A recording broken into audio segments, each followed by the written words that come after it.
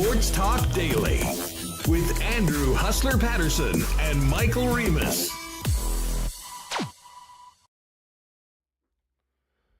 What's going on, Winnipeg? Let's do this. WST time for a Monday, a game day Monday with the Jets at home against the Washington Capitals tonight.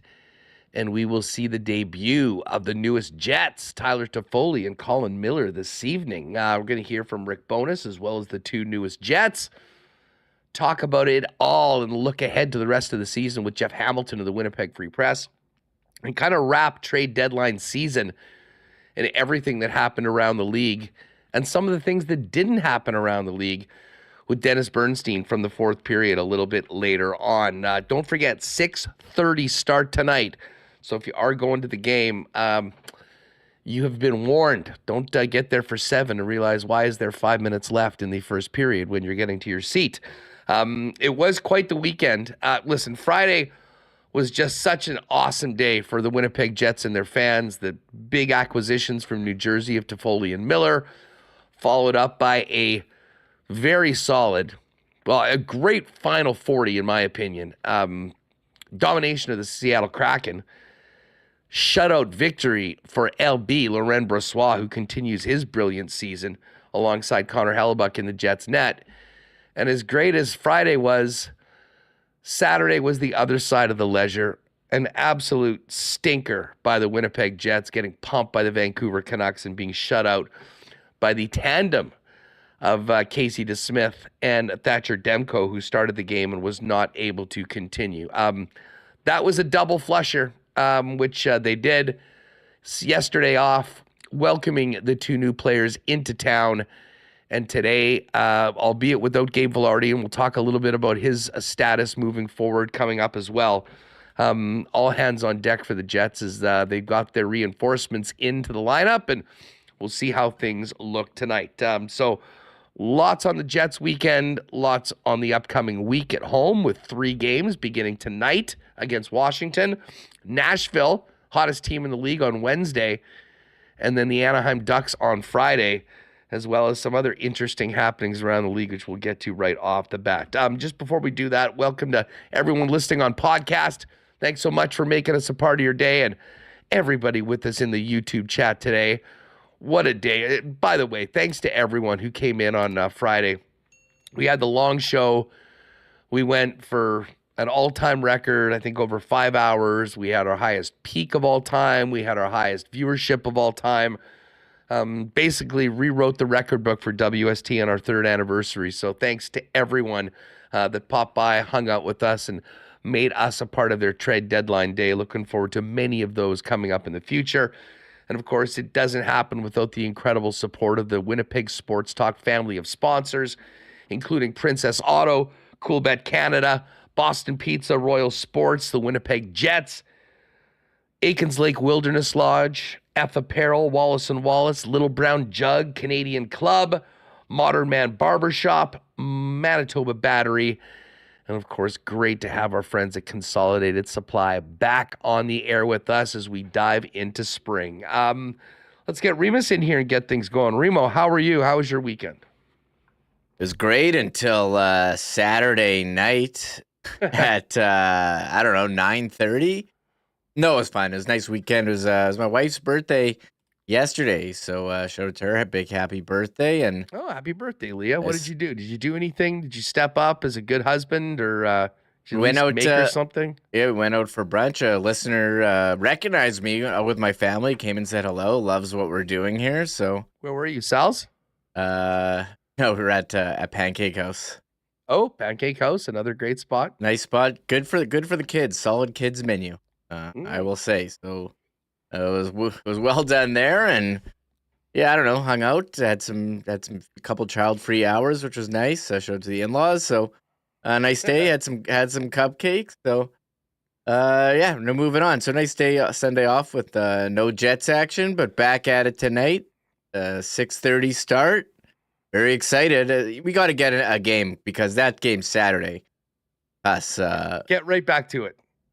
Right back to it. I know I was about to go to bed early, and then I saw, Rick Bowness made all those comments after, which really reminded me of Game 5. So I actually had to stay up and like share them on all our social media on Instagram and TikTok. A lot. Rick Bowness, I mean, when he does that, it's great. Kind of takes the heat off the team, and good for social media clicks as well.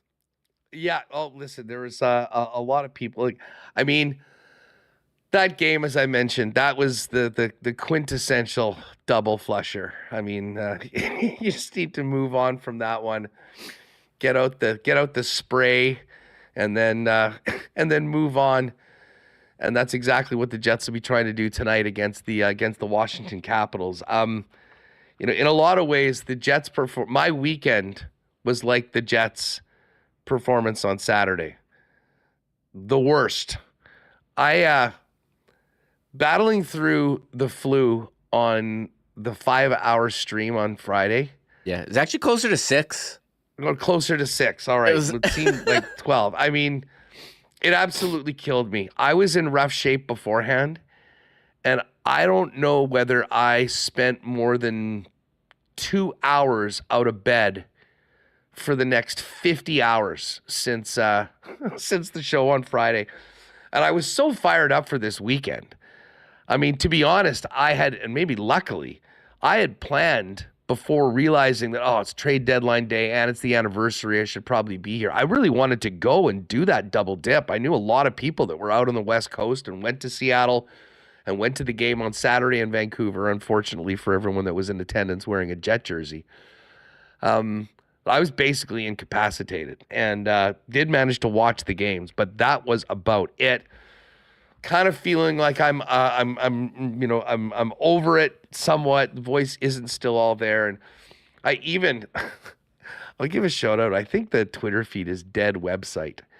A Jet fan that's very active on Twitter, but at one point I just went in and I just was checking. I wanted to see what people's reactions was to the Hurdle trade, and there was a tweet that was, "This was my reaction when the Hurdle trade happened," and it was a picture. It was a video clip of me from the show, like coughing and looking like I was about to cough something up or something like that. So anyways, nice social media work at my expense. I'll take the L.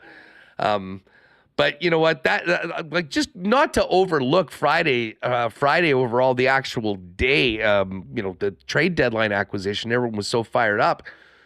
The Jets came out, and again, the first period was, I think, a little sloppy. I mean, a little bit back and forth. But, man, they shut Seattle down. There was not a lot of work for Laurent Brossoit. He was great when he was challenged.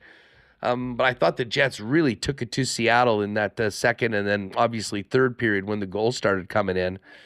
And, you thought this team was 6-0 on the second night of back-to-backs. They just had a great game. There was a lot of momentum coming out of the trade deadline.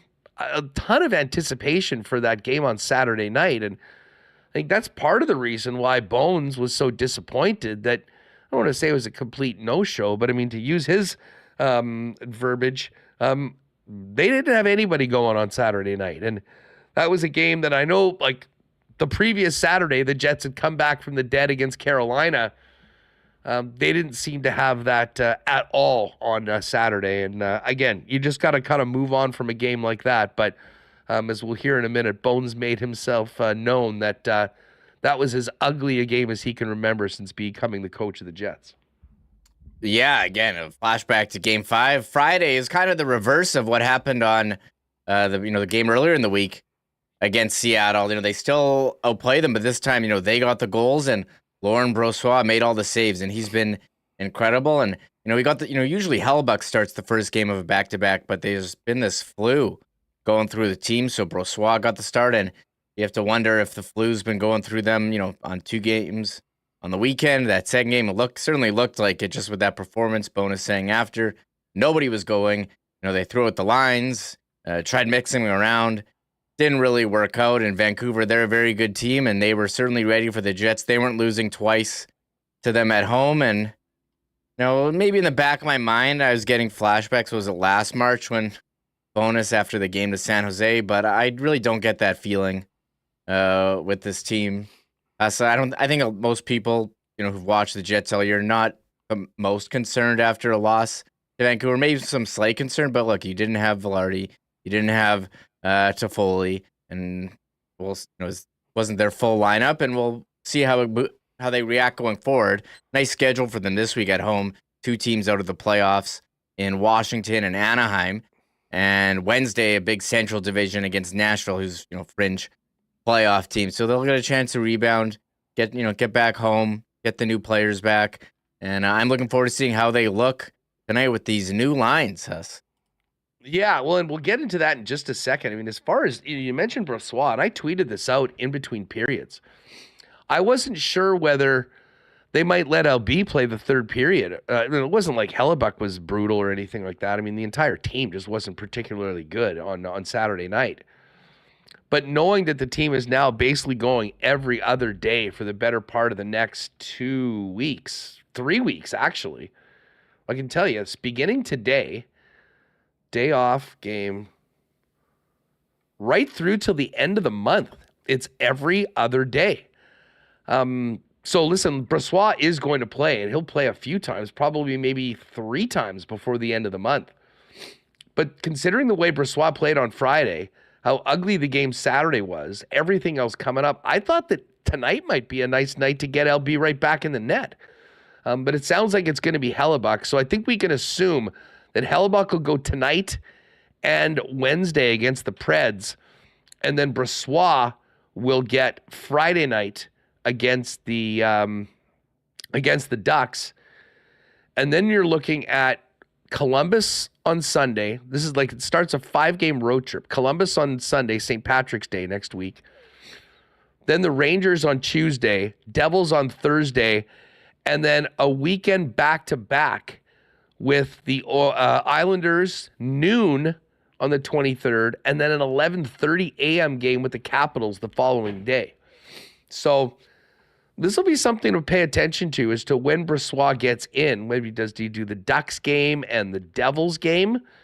Or does he just do the Ducks game, Hellebuck gets the next 3 or so, and then split those 2, then the team's back and forth? The bottom line is the Jets have 2 very capable goaltenders any given night. Now, we were just talking on the Lock Shop. I think the best 3 goaltending tandems in the NHL, all in action tonight.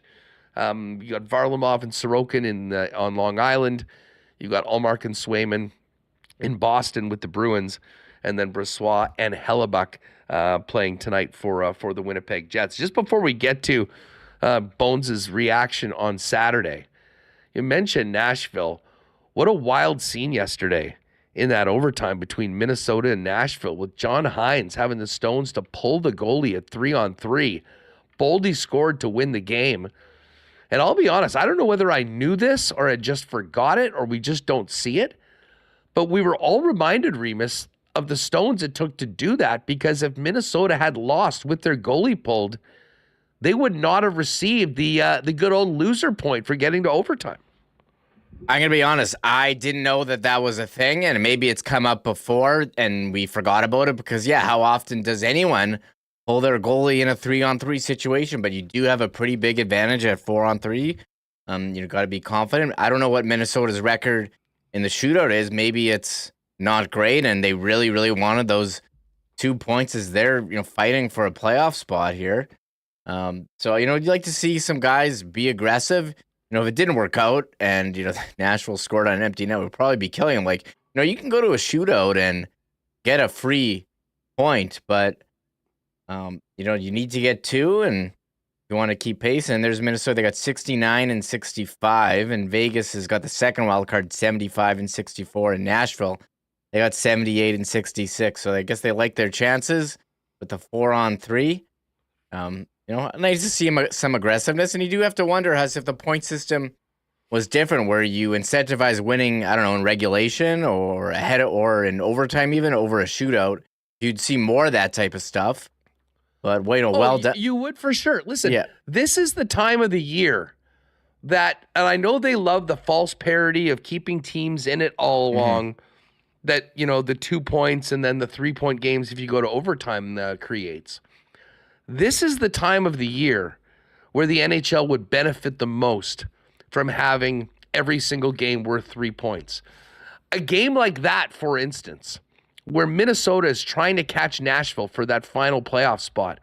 Imagine how aggressive and what Minnesota might have done in the last 2-3 minutes of regulation to try to get that extra goal, to have a 3-point swing in between the two clubs.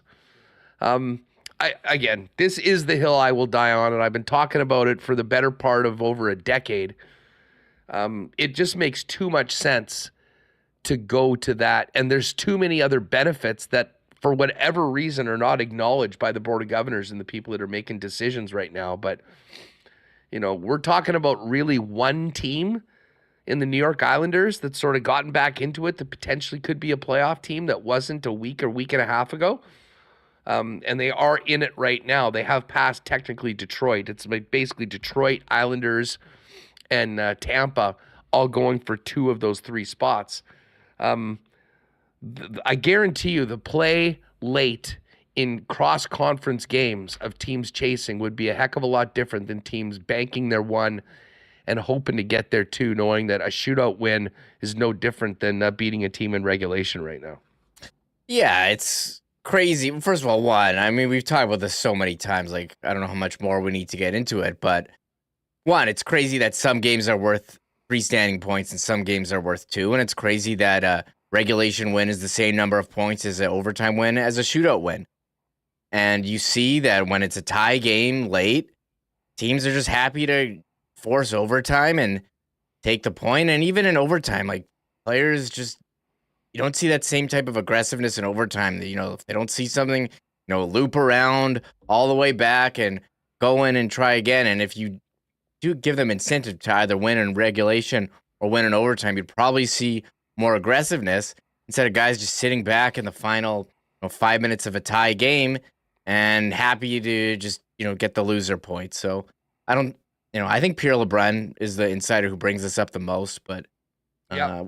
Well, I mean, that's what you would see. That's what we would get more of if they had different rules. And so shout out to John Hines for trying to make something happen there and get the 2 points. Speaking of coaches, I mean, the other big coaching story on the weekend was Torts. Oh yeah. Now, Torts and the Flyers were in Tampa to take on the Lightning on Saturday night. It was a celebration of the 2004 championship club, of which John Tortorella was the coach. And I don't know whether Torts wanted to get up and say hi to the fellas, the veterans that were all up in the suite enjoying the game. Obviously not, I'm joking. But I don't know what he did, but he managed to get kicked out 10 minutes into the first period and then simply refused to leave for an extended period of time before he finally left. And it didn't seem like the NHL thought it was as funny as everyone else watching did. Torts, right in the middle of a very crucial time for his club if they want to be in the playoffs, suspended for 2 games and clipped $50K, although someone from the Flyer organization, I believe, said that they would be paying the fine for John. I'm not sure they did John any favors by saying that, or I have a feeling he maybe got an extra game suspension, knowing that the team had already said that they were going to cover the fines. Yeah, and we don't even know what he said, and seems kind of strange, that officials, they're not really held accountable at all for any of this stuff. Like, we just want to know what happened, what was said, like, throwing them out. And I agree, it is kind of funny, you think of what Bobby Valentine putting on the fake mustache and going back in the dugout, but this is not even leaving, and, he's a big personality, it was entertaining, and I can see why NHL would not be happy. You can't have a coach, you can't have the precedent where if you toss a guy, he'd be like, no. What if they just like gave a guy a penalty and the player's like, hey, I'm not going in the penalty box. Sorry, man. I disagree with you. But I gotta be honest, I was shocked at the fine. $50K seems crazy to me when you're fining guys $5K. I saw Ryan Whitney tweet out, Trouba two-handing a guy in the face saying Trouba got, $5K for that and not even a penalty. And Torts does something, something just like not leaving the bench. And it's unfortunately for Torts, he's not part of the PA. So exactly. The max fine is not $5,000. It's a lot more. And they got to get a better union, coaches. Anyway, speaking of coaches, we're going to really focus on today's game, how things look with the new lines, the new players. But just to wrap the weekend, this is, if you missed it, this was Bones in the post game after the dud by the Jets on Hockey Night in Canada in Vancouver.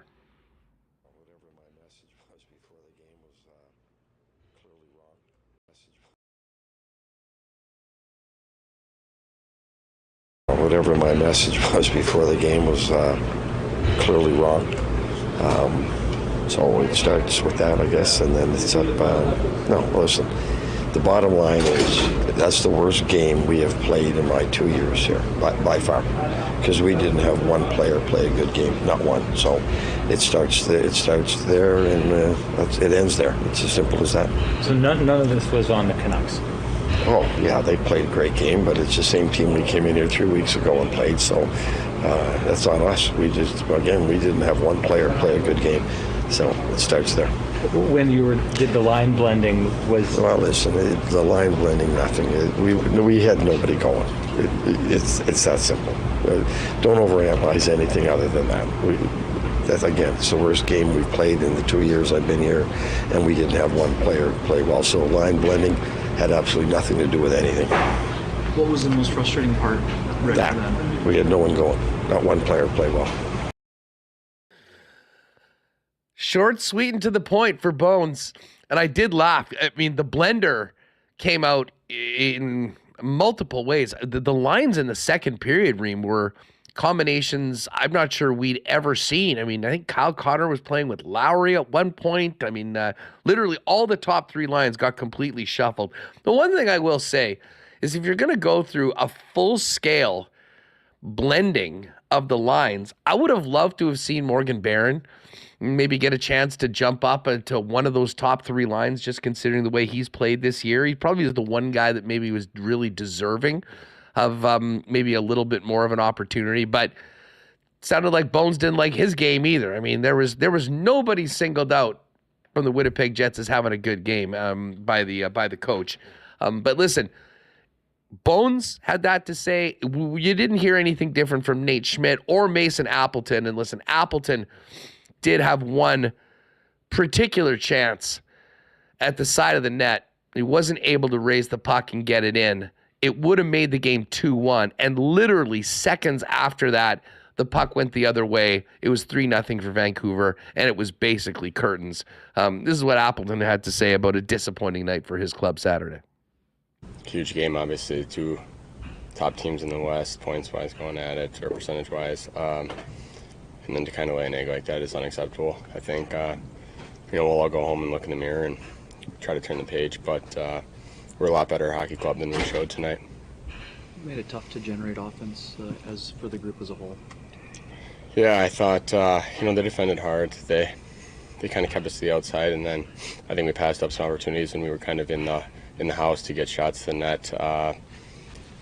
So I think it was just kind of, it wasn't always the shot first mentality, which we needed to have. And then, when you get down a couple, you might try to force a few more plays.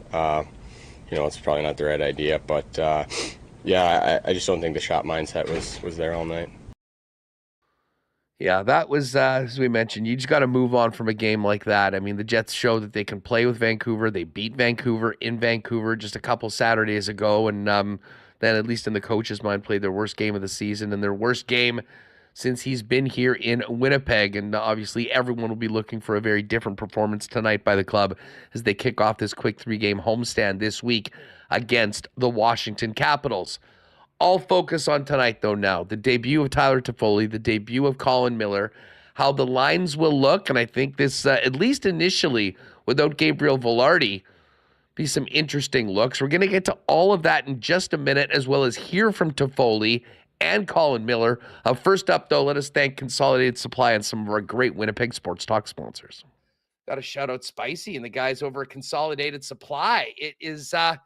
I know we got a snowfall warning right now, and it doesn't really feel like spring, but I'll tell you what, we're into March, folks, and this is going to come, and then it's going to go, and we're going to be working ahead on all sorts of projects, and whether it is for your business or your home, our guys at Consolidated Supply are ready for a big spring and summer. They, of course, are the leaders in irrigation systems, artificial turf, Golf Carts is the exclusive club car dealer in Manitoba, both new and used. They've also got other great options for your property, including amazing hot tubs and incredible outdoor kitchen options. And of course, they're also the experts and the go-to guys for small engine parts and repair. Check out Consolidated Supply online at cte.ca and head on down to their showroom, open to the public at 1395 Niagara Road East. Tell them the boys at Winnipeg Sports Talk sent you. And again, their website for more on Consolidated Supply is cte.ca. A big congrats to Donnie and the gang at Manitoba Battery. The new location's finally open. Head on down and check them out at the new spot in the south side of the city, 452 Dover Court Drive, a beautiful new facility, a great home for the Manitoba Battery gang. And, they've got they always have great deals. I mean, the best prices in town. They beat the pants off the big box stores, period. Shopping local.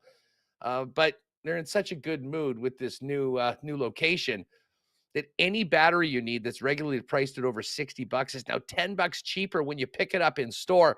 And check this out. If you need AA's or AAA batteries, skip the cheap versions and grab some industrial grade energizers for only 40 cents a piece. Those deals and much more. Grand opening specials right now for Manitoba Battery. 452 Dover Court Drive's the new location, the original spot, 1026 Logan Avenue.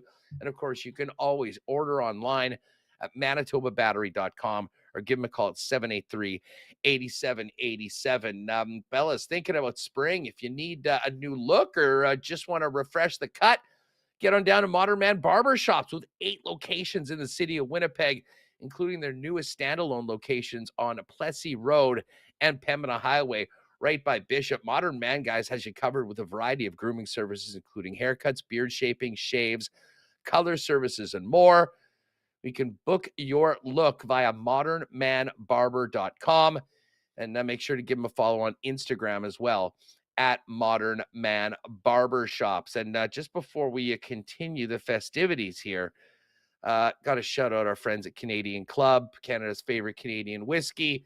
Had such a great event with WSTers and the Canadian Club gang at the Whiskey Festival event we did at the Manitoba Sports Hall of Fame that we looking forward to doing it again. But in the meantime, Whiskey Fest is over, but the great taste of Canadian Club's always waiting for you at your local Manitoba liquor marts. Check out their display when you pop in next. And remember to always enjoy responsibly. All right, back to the Jet locker room. Although quickly before we go, there's a ton of breaking news in the National Football League right now. We'll go through all of these reported signings at the end of the show. But I know there's a lot of Viking fans around here, and you're not going to like this. It had been rumored, but it sounds like it is happening. Rappaport reporting that Kirk Cousins is on his way to the ATL to sign with the Falcons. And listen, Atlanta's got a ton of offensive talent that just wasn't able to be used properly with Desmond Ridder at QB. That's a big, big acquisition for the Falcons, and it leaves a massive hole in Minnesota at the quarterback position. Russell Wilson signing that $1 million deal with the Steelers late last night. And another big new, kind of a surprising one, Josh Jacobs going from the Raiders and signing in the backfield with the Green Bay Packers. So there's plenty more. We'll go over them all a little bit later on in the program, but let's get back to tonight's game. And Remo, if you want, let's start with number 12, because Bones, of course, the last time we heard from Bones, we just played him. Very displeased with the performance of the club on Saturday night. Bones talked about his comments from Saturday and if he thinks his team will respond tonight at home against Washington. Yeah. I was more upset at myself than I was the players, so that's easy to overcome. We'll respond. This is a good group. We're a good team. We're having a good year, and I have full faith that they're going to respond. And as far as the lines go tonight, we're going to see Tyler Toffoli with two very familiar individuals to him, his former junior teammate Sean Monahan and Alex Iafallo, who met him last night and went out for a bite to eat, welcoming him to Winnipeg after he touched down on the PJ in the afternoon with Colin Miller. And yes, many of you will be very pleased to know that Nikolai Ehlers is playing on that top line with Scheifele and Connor to start things off tonight. But Bones talked about Toffoli mixing in on the power play with his line mates, Alex Iafallo and Sean Monahan. Yeah, well, we need that right-hand shot down by the net. And when Gabe was there, it showed how effective it can be. So Tyler's the obvious fit for that. He has a lot of history with Monty and Alex, so it should be a comfortable fit for him tonight going into the game. And is all of that what you just described, Rick? These guys are veterans. It makes it maybe a little easier as far as, them not even having one practice, just a morning skate before playing. Yeah, again, they know how to play the game, and there's not that many different systems in the NHL, so they'll know quickly that we play a pressure game. Again, they're veterans. They know how to play the game. They understand the league and what you can and can't get away with, regardless of the system. So, we're very comfortable throwing them right out there. All right, so there is Bones. Now, as far as Colin Miller goes, he'll be in the lineup tonight, and he'll be skating with Dylan Sandberg. I was thinking over the weekend would be interesting to see, and I'm sure at some point we might see Miller play with Brendan Dillon and Pionk play with Sandberg. But as you can see right now up on the screen, it's Morrissey, DeMello, Dillon and Pionk, Sandberg and Miller, Connor Scheifele, Ehlers the top line, Toffoli on the right side with Monahan in the middle and AI on the left. Nino Lowry and Appleton, and it looks like Cole Perfetti's back in. Barron, Nemetsnikov, and Perfetti will be tonight's fourth line. Bones talked about Colin Miller and was asked if Miller might get a look on the PP, considering he is renowned for an absolute cannon from the right side of the blue line. Depending on how the game is going, the flow of the game, he's got a heavy shot, and if we can get him out there, we're going to let him use it. Yeah, and I was going to say, no offense to any of the defensemen on your roster, but does he bring an element that maybe you haven't had, particularly with that shot? I think the other day, Tyler or someone was saying that he might have the hardest shot in the league, or close to it. I don't know where it would rank, but it's certainly up there. I know when he was in Vegas and in Dallas, you had to respect that shot. It's coming heavy, and he's really good at getting pucks down by the net. So we're going to let him use it. All right, so there's a little bit more on the new member of the club on the blue line, Colin Miller. Of course, in all the excitement about the new players, there was still lots of questions as to what is up with Gabriel Vilardi. Here's the Vilardi update from Bones. Gabe, we didn't see him out there. Did he skate at all, or No. is he skating today? No, we're not sure when he's going to skate. Okay. Would that be considered any kind of setback? Or No, well, no. When I say that, it could be tomorrow. Right? Yeah, could be on Wednesday, Thursday. We're hoping we hope he skates this week. And then just on that, once he does skate, is it going to take some time, though, to get up to game? Well, readiness? Again, we'll have to deal with that when we see how he's feeling and how the game is going. And, we'll fill that in when we get there. Well, Reem, I'll be honest. I certainly, of all the other things that we knew we'd be talking about today, I was really hoping we might have a little more clarity and something a little more concrete and positive about Gabriel Vilardi, considering what we heard on the weekend.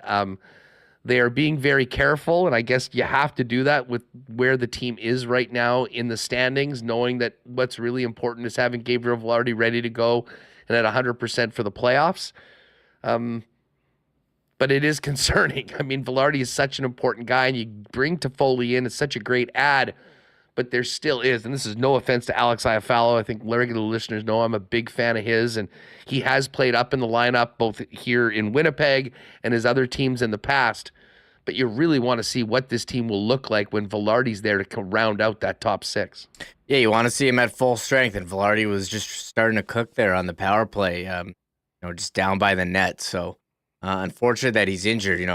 Interesting. He said, when's he gonna skate? We're not sure. Could be tomorrow though, and I don't even know what that means. I don't know what to make of this.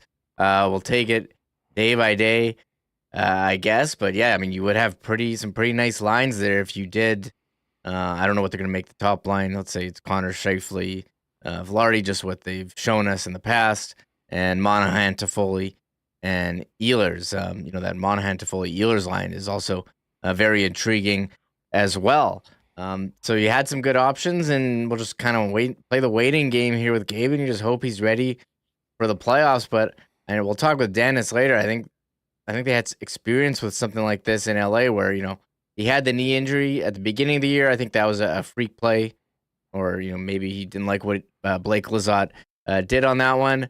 But he's kind of just been in and out here the last couple weeks, and when he's been in, he's definitely been great. But he's trying to get now he's out. He's trying to get back in, and I don't know. They're not really giving much clarity, so we can't. It's really hard to speculate when we don't know what it is. We just know that they don't know when he's going to be skating. But hey, it could be tomorrow. Hey, I mean, listen, the bottom line is it's upper body. He has had back issues in the past. It was sort of strange where he was on the bench, and a lot of people thought that he was just benched. He wasn't, but didn't go back to the room. I'm not sure whether it is a kink or what it is, but the sooner we can get clarity that Velarde's back on the ice and close to returning will be a very good thing for the Winnipeg Jets. In the meantime, though, the roster's still full. You got 2 extra players. Bones was asked about internal competition for spots in the active playing roster right now on the Jets post-deadline. Well, yeah, it's that, and we're going to, with a lot of games coming up, we're going to use the bench. It's like taking Cole out in Vancouver. He didn't play bad in Seattle. He wasn't pulled out of there because of poor play. We had arrested Dave Gustafson, so we wanted to throw him in there, and Dave got a job. So with 16 games total in the month of March, we don't have another 2-day break until April, so it's important that we utilize the depth that we have. We've talked a lot about the games in hand that the Jets have on Dallas and on Colorado. Well, with that comes a very busy schedule right through till the end of the break. And as Bones just mentioned, there's a back-to-back tied in, and no 2-day break until the month of April. So all hands on deck right now. One more from Bones, and this is just about Tyler Toffoli fitting into his new club. Yeah, and again, they play with Alex in L.A. He's played with Monty and Junior, and they're good friends. So I think it's a very comfortable setting for him to step into tonight. We know what he can do. And again, when you're around the league this year, you get a good feel of who each team and how they play and things like that. He knows we're a hard team to play against when we're on top of our game. So he'll fit right in. All right, so there's Rick Bowness with his pregame comments today from the morning skate. Now let's hear from the newest Jets, Tyler Toffoli first, and then Colin Miller. Toffoli got in yesterday on the private jet, hooked up with his old pal AI for a bite downtown last night, and now looks forward to playing his first game as a Winnipeg Jet on home ice tonight. Yeah, obviously it's been a long couple days, and packing up and doing all the stuff that happens when you get moved. But finally here, Millsy and I are both excited. Start to get things going here tonight. Is there comfort also in coming into the lineup and playing with someone you know as well as Sean? Yeah, no, it's nice. Obviously, I've been around for a while now, and I know most of the guys too. So I'm feeling really comfortable. They've been great with me so far, and like I said, just excited to get playing here tonight. That position that you have on the number 1 power play unit, is that something that's very familiar to you as well? Yeah, I've been there all year. I've been there kind of in and out throughout my career too. So obviously some really skilled players there, and just try and fit in and make all the plays and do what I do normally on the power play and not really change too much. All right, so there's a little bit of Tyler Toffoli on kicking things off tonight. He will be, as I mentioned, with some familiar faces to start things off on a line with Sean Monahan and Alex Iafallo. Here's what he had to say about that. It's good. I talked to Bones, and you said, it's going to be good with Monty and AI, playing with AI in LA too. So I'm excited for it. it definitely feels a little familiar, and I'm excited for the opportunity. I was going to ask you about Alex too, because like, would Jeff Carter have moved on at the time that Alex was coming up with you? Because like, I don't know if he would have been line mates with him. Oh, I played with AI for a little bit, so definitely really good buddies too. So having him here, obviously coming with Mills, but having AI here has been very helpful for me. Looks like did Alex give you a bit of a tour last night of the city? Oh, just a quick dinner. Obviously, it was a long day for Millsy and I traveling and trying to get settled in. So I called him when we kind of got in, and he settled me for dinner. And so we had a quick little dinner, and I got some rest. Did he pick up the tab? Or He did. It's the first time. Normally it's me picking up the tab for him back in the day. So it was nice. A little fun banter of his pal Alex Iafallo. You know, we've heard so much about just how well liked Alex has been, and Dennis, of course, told that story about how beloved he is still amongst the Kings, where they went and did their Super Bowl party 40 miles away from where they were at Alex's dad's bar in upstate New York when the team was in Buffalo. So I guess it shouldn't have been surprising when we saw, I believe this was Tyler Toffoli's wife tweet out last night, a quick meeting with an old friend and a new teammate last night. And they're the fellas at, I believe that's the new Earls down at 300 Main. First things first, break a little bread and then get ready to get to work the next day, dude. Yeah, I've gone down the Toffoli family social media here, and yeah, his wife, Kat Toffoli, very active, posting stuff. And I did learn that she used to work for the Dodgers, and part of it is Tyler Toffoli, very good friends with Justin Turner, who's now on the Blue Jays. And Turner mentioned he'd be following Toffoli's career wherever he goes, and was hoping to go to a Devils Jays game in April. But I guess Justin Turner's new favorite team is now the Winnipeg Jets. And yes, here are two former LA Kings, and everyone asking what restaurant is that. And I've actually never been down to the new Earls location. I'll have to get there sometime, but looks like a nice outing. And I don't know if we need like a name for this new line of like all guys who weren't on the team last year, the new guy line with Iafallo, Monahan, Toffoli. And I think it just speaks to what an incredible job Cheveldayoff has done remaking this team. Like, how many forwards in this group, and the defense is all the same, but how many forwards in this group weren't on the team at the start of last season? You have now that whole line, Toffoli, Monahan, Iafallo, Niederreiter, Nemestikov, not on the team. I'm making him pull up the lines here. I think it's just a 5 then, because Perfetti was on, Appleton, Lowry on. Yeah, I think it's just a 5, but I mean, could be Kupari in there as well. So just a lot of roster remaking going down. Yeah, and I mean, as far as the way the lines look tonight, we'll hope to see a healthy Gabe Vilardi. Speaking of new guys, as well in the lineup, in the future. At that point, based on everything that we've seen before, I would assume that we'll see Connor Scheifele, Vilardi together, and then Ehlers will move to the left side where Bones prefers him with Monahan and Toffoli, and then Iafallo either most likely moves to the fourth line, assuming that Appleton maintains his spot with Lowry and Niederreiter on the Lowry line that gets all those tough matchups. Here's a little bit more from Toffoli. Just talk about the excitement / nervousness for playing his first game with a new team. He's done this before.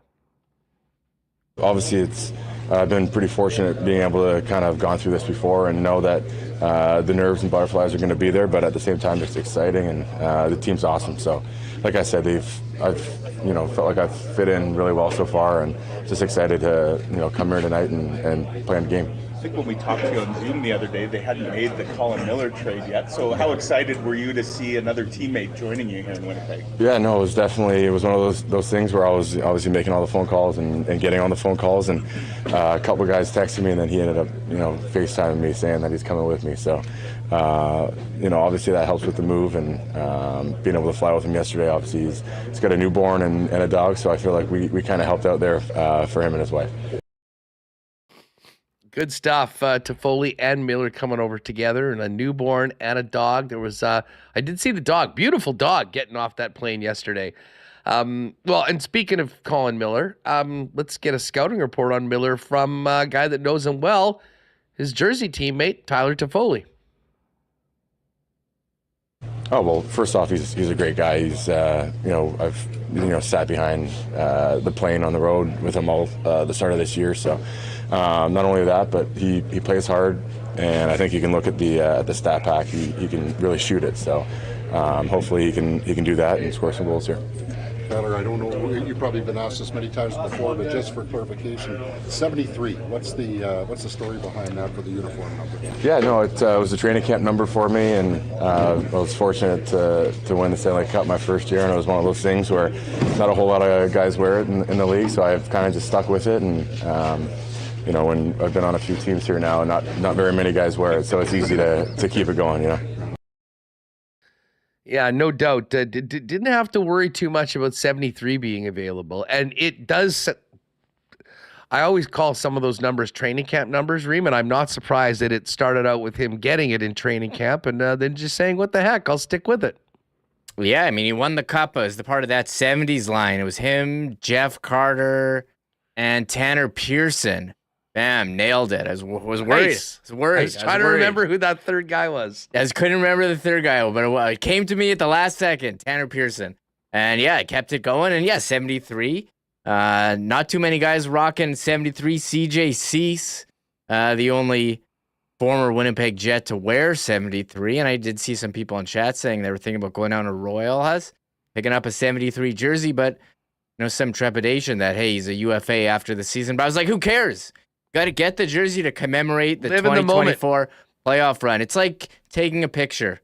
It's a picture of this moment in time. Doesn't matter what happens next year. As far as jersey numbers, the other new guy, Colin Miller, rocking number 6. I don't know if, what comes to mind as a former defenseman on the Winnipeg Jets who wear number 6.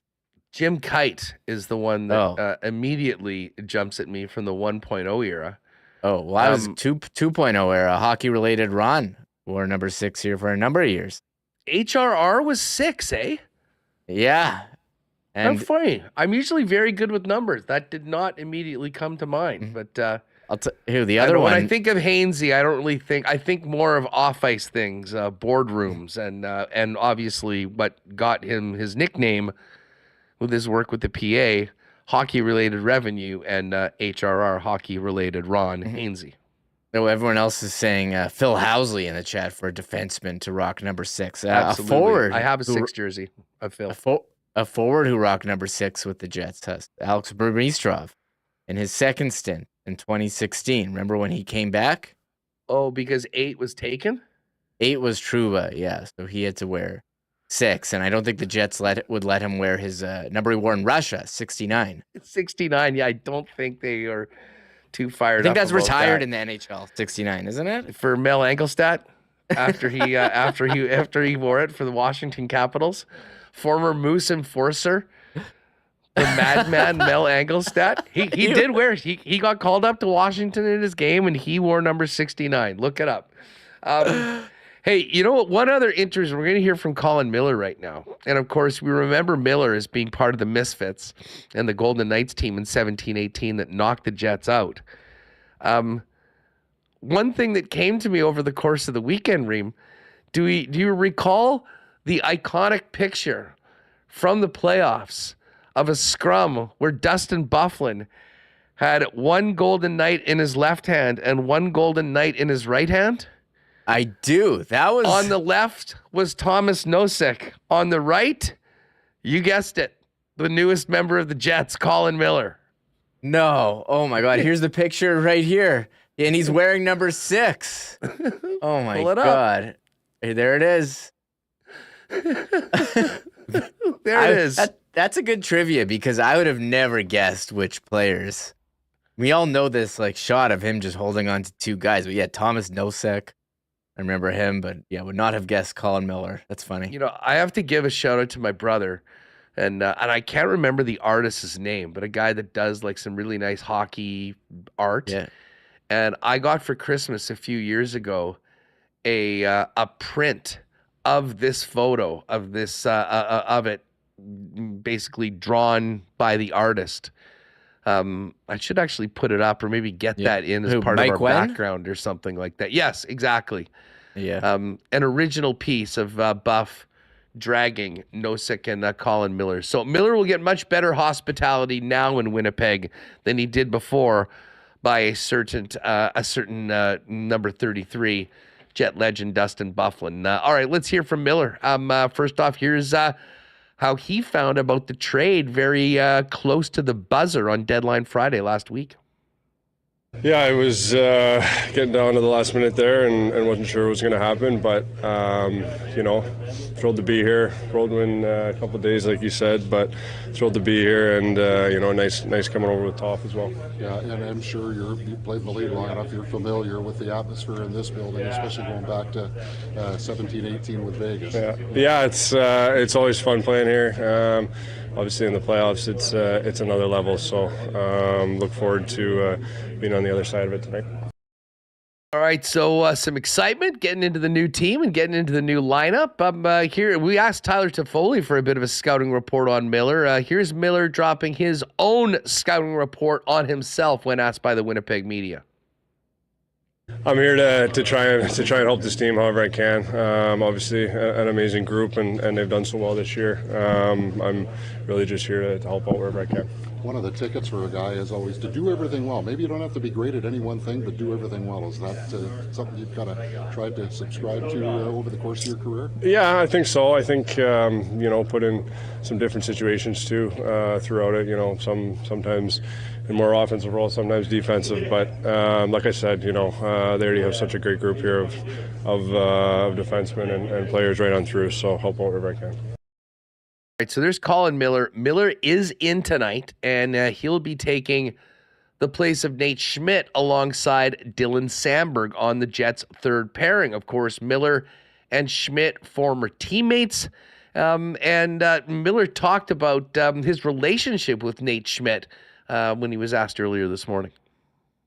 Yeah, it's great. And I mean, obviously, Schmidt is so full of energy that he's a good one to know of the group. Makes you feel welcome right away. So been fun to catch up with him. About any other Jets or guys you train with at all or cross paths with? Yeah, I mean a lot of guys that I played against all the way up since back in the OHL. A lot of obviously Canadians on this team and Ontario guys. So a lot of familiar faces. Does it help to come in with Tyler Toffoli as well? Just to have another teammate. Yeah.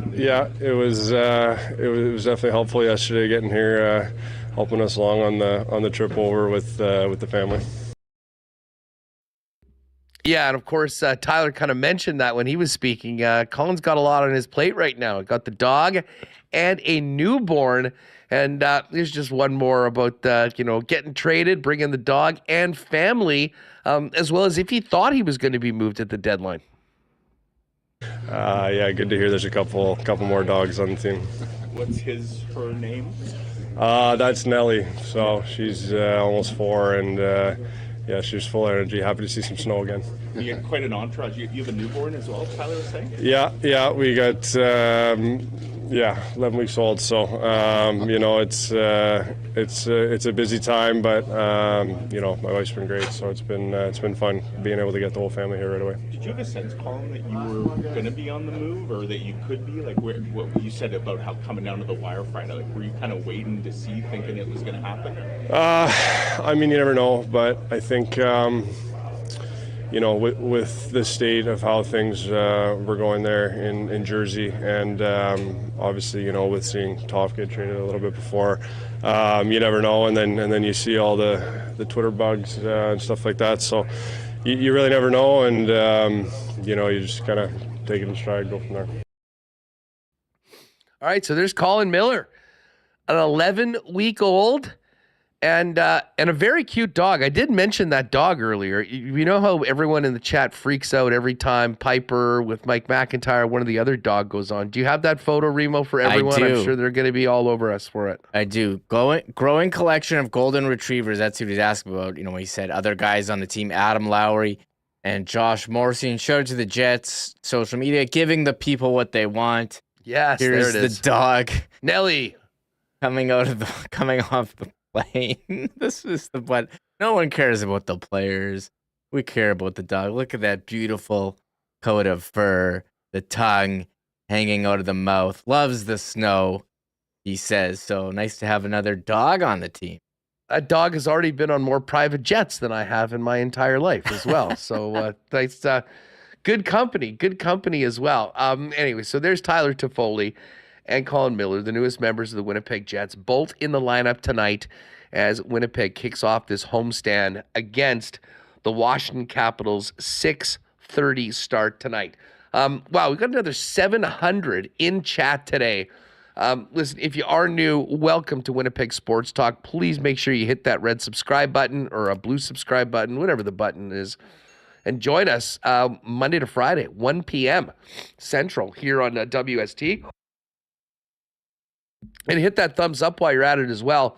By the way, I know Granny Bomber fan was asking, congratulations to Brad Gushu. Did it again. 6th Brier Championship. What an incredible run. And man, Mike McEwen looked weird in green, but had a hell of a run for Saskatchewan at the Brier. Gushu moves on to the Worlds. Rachel Homan now representing Canada at the Worlds this week. All right, Jeff Hamilton's coming up. First, though, we will proverbially crack a little brown jug and thank our sponsors on WST.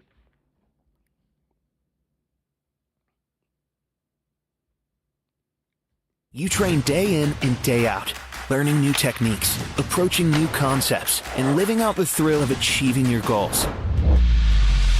Building a craft beer is no different. While you spend your hours on the ice, we spend ours here, brewing our trademark beer. Again, and again. Here's to pushing the status quo and challenging ourselves to build something memorable. 1919 by Little Brown Jug.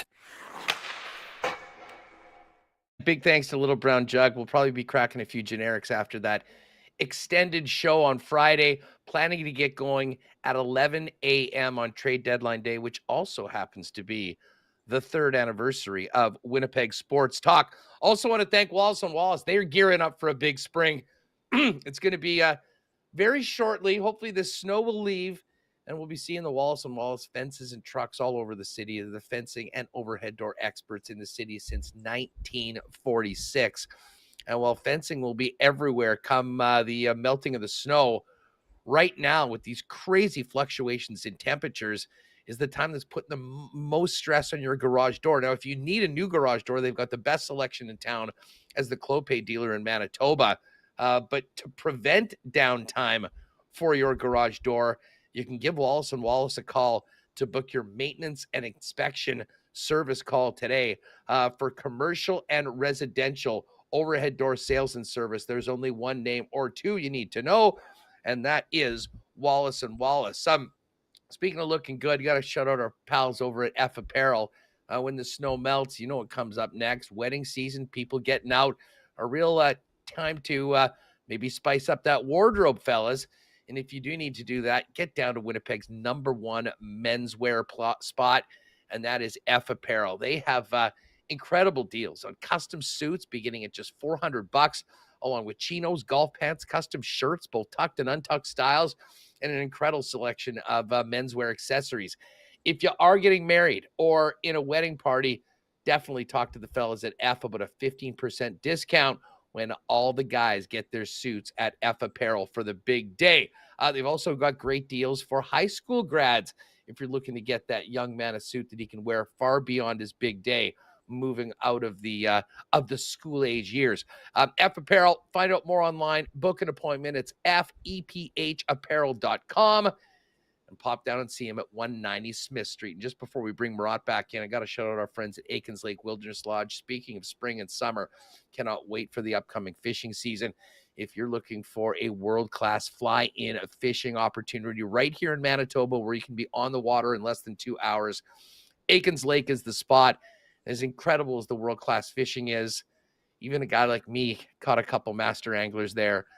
It's the hospitality of the Aikens team and the Turin family that puts the experience way over the top. Find out more at aikenslake.com, and you can also check them out on all their socials over at Aikens Lake. All right, good stuff. Yes, I'm struggling every now and then. I see everyone in the chat, and we just playing a couple of the sponsor reads from last week so I can kind of get through the break, get refreshed, and get ready to welcome in our good friend Jeff Hamilton, who's going to join us from the Winnipeg Free Press momentarily. We'll focus in on everything happening with the Jets and more, but Dennis Bernstein is going to join us at the bottom of the hour as well, just to kind of get his reaction on everything that happened in and around the league at the deadline, and now look ahead to what's happening again. Big, like the one team that's actually gotten back in, maybe we didn't expect it, is the Islanders. They didn't get the new coach bump early, but they're getting it right now with Patrick Waugh. Dominated the Ducks last night. They're taking on the Kings this evening, so we'll kind of focus on more than just the Jets later on. But right now, let's welcome in the Hammer himself, Jeff Hamilton, to the program. Hammer, what's going on? How are you? Good, Huss. Good weekend. Not an overly busy one, but a good one nonetheless, and way better for the Winnipeg Jets, that's for sure. But from my neck of the woods, pretty tame, man. How are you doing? It was well. I'm coming around. I'm through the worst of it. As I was saying off the top of the show, I was like, for a couple months, I've been looking forward to this weekend. I mean, Friday night late game, Saturday night late game. I was originally thinking about actually going to the games out on the West Coast, but with the big day for us on Friday, didn't. And not only did I not go and meet the fellas at the bar for either game, I was barely able to get out of bed for the better part of the last few days. So I still haven't even had my celebratory little brown jug that I was going to have on Friday after the show. But maybe tonight at the game, if I can continue to make progress over the next few hours. Before we talk about this game nothing tonight, can take you down, man. That steady Sev diet of yours and all the other. Hey, you know what? Fighting like a temple. I'm surprised that thing, whatever it was, had a chance. It's been on my training table for years. I've never gotten a flu shot before. I don't know. Maybe this is reason now that I'm getting old. I need to get that flu shot. If it would have prevented what's happening over these last few days, definitely I would be down. But you sound great though, man. You sound great. That's all. This is the predicament that I am in, and we get through it. Although, as I said, I feel a hell of a lot better today than I did the last couple days. And I kind of joked that my situation was kind of similar to the Jets on Saturday night. The weird thing about it was that, going into that game, I think maybe just because of how good the Jets looked in the second and the third period, just dominating and squeezing the Kraken. They had almost nothing offensively on Laurent Brossoit. It made for I think people were that much more disappointed because of what they thought the Jets might be capable of, especially considering how well they played against the Canucks, that same team in that same rink just a couple of weeks earlier. And I think before this, Haas, before that loss, I think the Jets were perfect in in the second of back-to-back games this season. 6-0 this year, 6-0. So that just added to it. I think there's, unfortunately, and I'm not going to speak for what happened with the Jets. It obviously wasn't a great game. I was alluding to a great weekend. Of course, I was talking about the pickups and hopefully, the weeks to come here as the Jets, fight for that top spot in the West. But, that game, I mean, whether you want to call it a massive letdown in the sense that there was so much hype towards it, obviously we know where Vancouver is in the standings, but, that's a team that's played pretty darn good this season as well. They're at home, they were sleeping in their own beds the night before, all those advantages that come with, with being the home team, obviously, and, fed them their lunch. And, who knows, roles reversed. If it was Vancouver that was on the road, was playing the night before, and they came into Winnipeg, I wouldn't have been surprised at the Jets, ended up on the, 5-0 score. But I don't know. It's just disappointing because those are the games you kind of have circled on your calendar, the games that you use as a quote unquote measuring stick, of the teams that are the best in the league, and to have an effort like that and to have Rick Bowness come out and say essentially what everybody was thinking, that this was by far the worst Jets game that they've had under his tenure, I think just kind of doubled down on it. I'm sure there were some frustrated people Saturday night, but they woke up Sunday and here we are Monday, and it's a chance to get back on track against a pretty good hockey club, despite where they maybe are in the standings. I did laugh a little bit listening to Bones after the game. And listen, I mean, he's an emotional guy and he lives in the moment.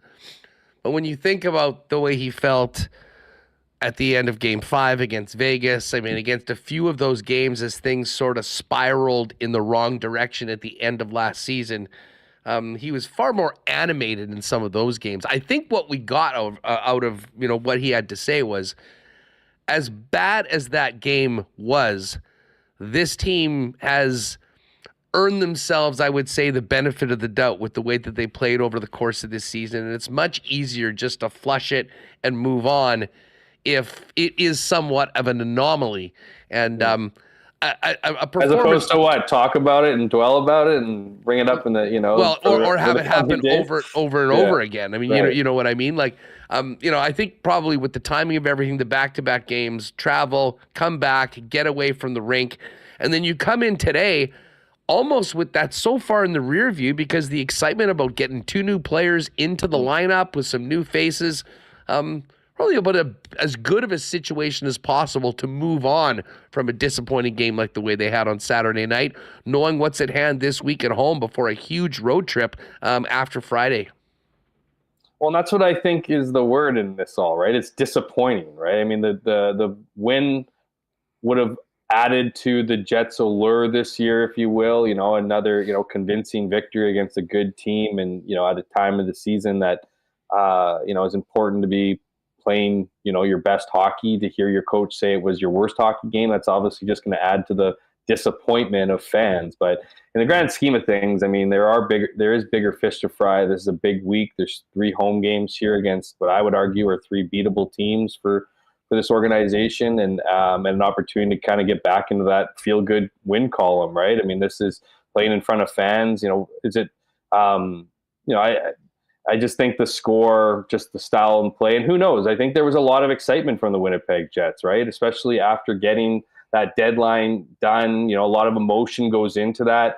Guys, I don't think it was talked about a lot, and it wouldn't be talked about necessarily a lot, but there was lots of chatter going into the trade deadline on Friday that the Jets were going to make a significant splash. And sometimes players in can mean, regardless of where you are in the standings, that there's players out. And while I'm sure there was a lot of players, and you saw the stories about not having to be one of those teams that was looking to sell off their parts, but you had to think for some guys in there what that could mean. Maybe they, so my point is that there's a little bit of emotion regardless of where you sit in the standings, that fear or risk of maybe being moved.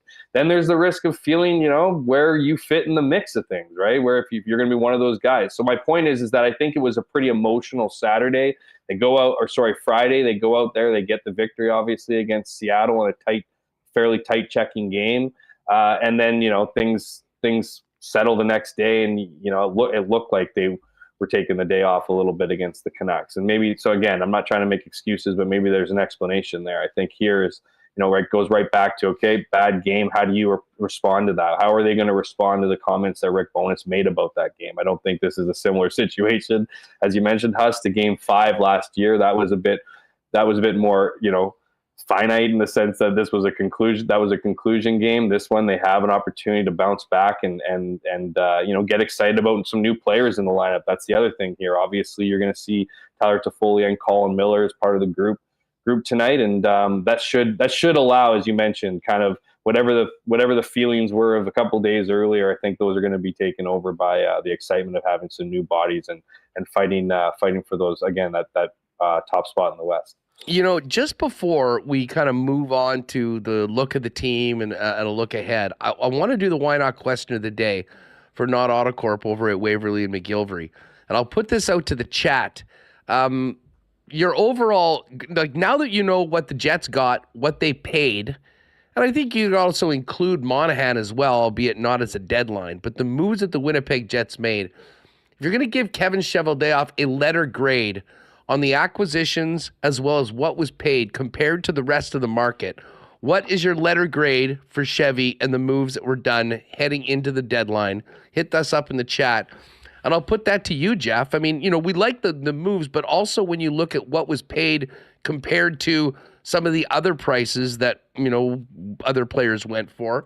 Now we've had a couple days to sort of look back. Where are you at on the quality of a job that Chevy pulled off? Yeah, I don't know how you wouldn't say anything outside of an A. I mean, if you want to be critical, you can say A-. If you want to, be super complimentary, you can maybe even go as far as to say A+. And, the reason why you should evaluate it that way is that there were some major needs, right? I mean, a lot of talk was about defense too, about bringing in another guy like a Josh Morrissey, which is an impossible thing to do. It's not impossible. You saw some teams do that this trade deadline, but it's a difficult thing to do. And as the year went on, the Jets defense kind of weren't as big of an issue as it might have been earlier in the year, with even guys like Nate Schmidt playing above what their expectations were and all these things. So the defense became less of a priority, and the massive priority became a second line centerman, obviously. And then as that second line continued to disappoint, if you will, or not play to Rick Bowness's expectations, it all of a sudden became, well, what about the right winger on that side? And then obviously Gabe Vilardi is his injury. The good news is it's not going to be long-term, but it's clearly not short-term either. I mean, he's not in the lineup tonight. They don't know when he's going to be skating, but their expectation is not too far off from now. But anyways, those were the two major holes. And to pick up a guy like Sean Monahan, who, in previous seasons had dealt with a lot of injuries, a lot of inconsistency in his game, but still had those,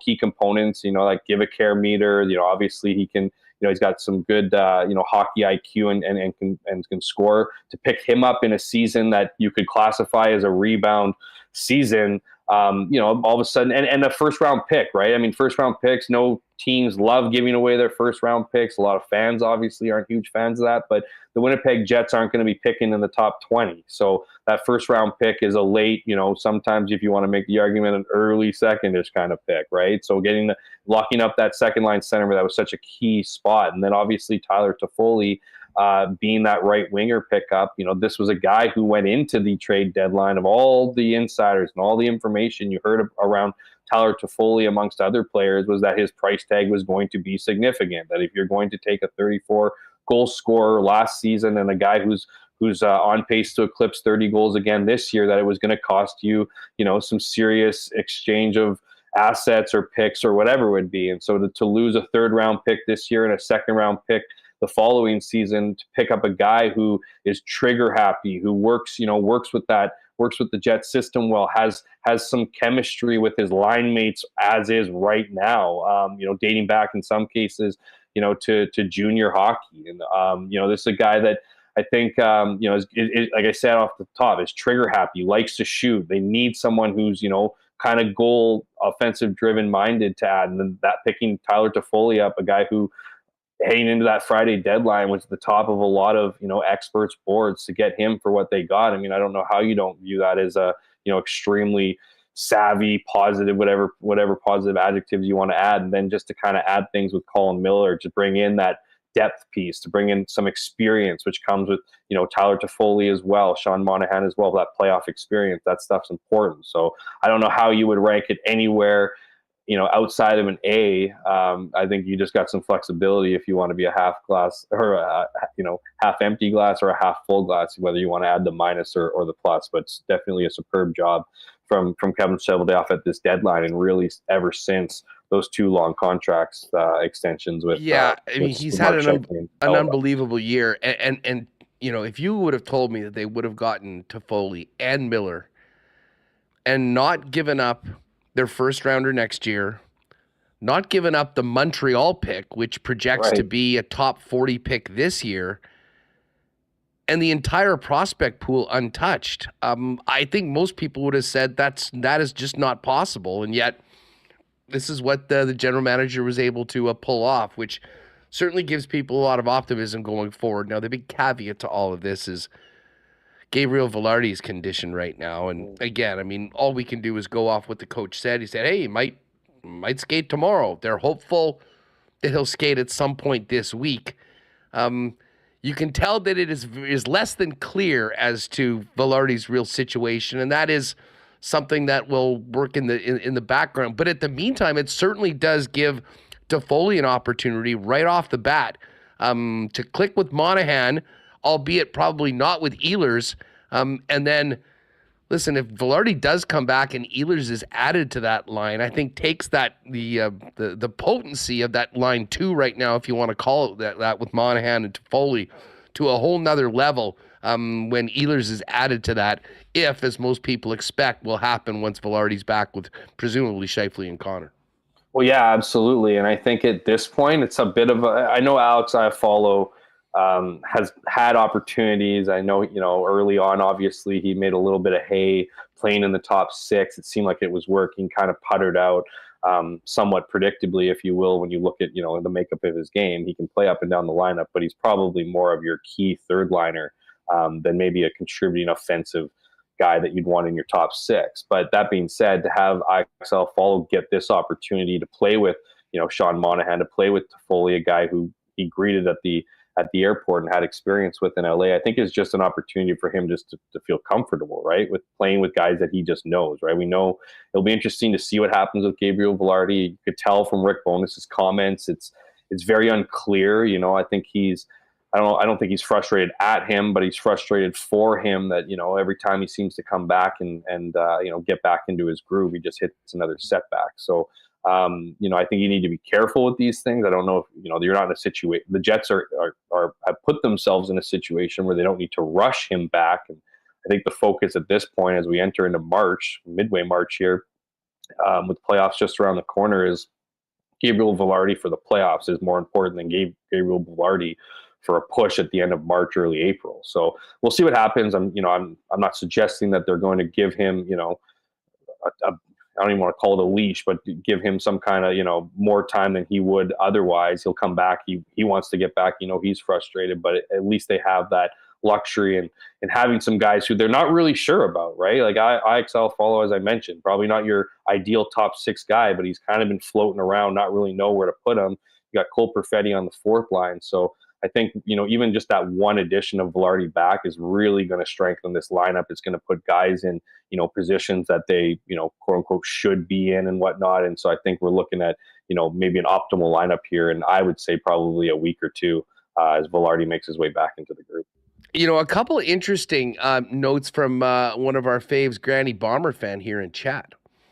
With the additions of Toffoli and Miller, does this mean Schmidt will be rotated with Miller? And when Velarde comes back in, who comes out Perfetti? I think the Velarde question is who comes out is all dependent on, what's happening with the 4th line. I mean, if Cole Perfetti can get going a little bit with those guys and can be, somewhat productive in limited minutes on the 4th line, I think there's definitely a chance that he can stay in there. If they feel like other players are better suited for that role, there may be the potential that he does spend more time in the press box. He, of course, sat the game against Vancouver back in the lineup tonight. I mean, there will be some internal competition at the bottom of the lineup for who's actually in on game day. As far as the blue line goes, though, I am interested to see how things play out with Miller in that, at least right now, and I think they've been, and justifiably so, been pleased with the way Schmidt's played. He and Sandberg have had great results as a more sheltered third pairing this year. When you look at what Miller's done over the course of his career, and again, I thought maybe what Kelly Moore had said was a pretty accurate description. I mean, not super elite at any one thing, but does everything pretty well. I mean, he had 21 points with Dallas last year and does have an absolute howitzer from the point, a shot that I think Rick Bowness would like to include a little bit more. Part of me thinks at some point, Jeff, we might see how things look with Colin Miller playing with Brendan Dillon on the 2nd pairing and moving Neil Pionk to the 3rd pairing with Dylan Sandberg, a pairing that we have seen play together at times before as well. I mean, I really think, and I don't know about you, a lot of that is going to maybe become more apparent like in 2 weeks after this next long road trip and the team plays the next 8 or 9 games. I think we'll have a much better idea about where Miller fits in, how much will be put on his shoulders, and what that means to the other guys that might be pushed out of the top 6. Well, I mean, just even if you just want to take tonight's game and the fact that Colin Miller's taking over Nate Schmidt's spot, right? I mean, how do you want to read into that? First, I would say just knowing Rick Bowness and understanding that Nate Schmidt, as the interview suggested, Colin Miller even suggested, Nate Schmidt's kind of the first guy who's, congratulating guys, is obviously a team first guy. And, I think it's a lot to get traded. I think it's a lot, whether you want to say first, you only get one first impression as an organization. I think it, when you find out you've been traded and you're moving, there's a lot that happens, a lot with your family, a lot with your, obviously just your life situation. And I think this is a way of getting, Colin Miller doesn't show up here and then sits in the press box, and then you're trying to figure out, okay, well, how do we get this guy in? I think you want to welcome him in right away, get him in the lineup, and make him feel part of this right away, right? You don't want to have that lingering, oh, when am I going to get into the lineup? And why not throw him into the fire, see how he reacts? But, as far as how it's going to look moving forward, I see Nate Schmidt, as you mentioned, Haas, whether he certainly has earned his spot in that top six throughout, in the way he's played this season. But I think, this is going to be, like every good team out there, is going to be a tryout for the next X amount of weeks heading into the playoffs. And who, I give, the full confidence in someone like Rick Bowness, who's going to evaluate that, and he's not going to play, favorites or what, just based on how long someone has been here versus, how they're playing. And so I think this next little while here is going to be that evaluation process. It's going to figure out who can play with who, taking a look at different looks. I'm with you. I mean, who's to say that Colin Miller couldn't jump up to that second line, move Neil Pionk back down to Sandberg? But at the same time, I could see them riding with their top six they have today. The other thing too is eventually, most likely these answers are going to kind of be decided for them as we get closer to the end of an 82-game regular season. There are always going to be bumps and bruises, nicks and bruises that guys are dealing with that, is going to offer, maybe a load management situation by the end of the season. Who knows where the Jets are with 2 weeks remaining in the regular season, where they are in the standings. They're likely to be in that race still, so I don't see them coasting to any particular spot in the standings, just given how close that race is and has been all season. But it does provide a guy who might not be 100% to, bring in a guy who you can not only, I'm assuming Rick Bowness feels like he can trust Colin Miller right now. He'll have to learn more about him, but to give him an opportunity and other guys an opportunity to get in as they get towards the playoffs, I don't think it's going to be all that challenging, taking guys out here or there, depending on, what happens over the next few weeks. Hammer, now, as far as the lines go, and God knows we've talked a lot about Nikolai Ehlers being on the top line, and that has been a topic that has been percolating for a good portion of this season. Ehlers is on that top line today. If they really start cooking together, I mean, let's assume that Velarde's out for this week, and this is the way things look for the first 3 games for this homestand, and things get going. What are the chances, if that line does what they have done in the past, that when Velarde comes back, Velarde potentially moves in to that spot and potentially Kyle Connor playing with those other players? Or like, I guess what I'm asking is, could you see a different setup when Velarde returns other than Velarde, Scheifele, Connor, Ehlers, Monahan, Toffoli? Or when he comes back, we'll get that and we'll see how that works. Yeah, I mean, if I guess history might suggest that if the Connor, Scheifele, and Ehlers line catches fire, there's no guarantee that they're going to, maintain in a group together. But that being said, that was more felt like I think we're going to decide.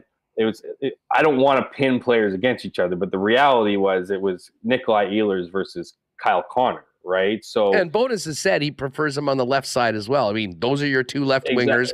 They wanted Toffoli because he is a right winger. That's what Velarde is. I mean, it does sort of seem like it's either or Toffoli, Velarde, either or Scheifele, Monahan, either or Ehlers, Connor. Figure it out. Yeah, and I think, but I don't necessarily think that's, it might be frustrating for people to have not have Nikolai Ehlers on the top line, if you will, but those conversations were being had with Tyler Toffoli not being in the mix. So why, what's to suggest that a a Nikolai Ehlers, Sean Monahan, Tyler Toffoli trio couldn't be just as dangerous as a Connor, Scheifele, and Velarde situation. So, I mean, it's an interesting question that we can speculate what the answers will be, because I think what you're kind of getting at, Huss, is if Ehlers is successful on that top line, is Rick Bowness really going to be mad enough to take him off that line with clear chemistry between him and Nikolai Ehlers and Mark Scheifele? Like, I think it's possible, but I also think it's possible that if they tear it up, that why wouldn't you try Velarde there, on that second line? I know you're mixing up wings here a little bit, but why not, right? I mean, I also think that you look at Velarde and how important he was on the power play.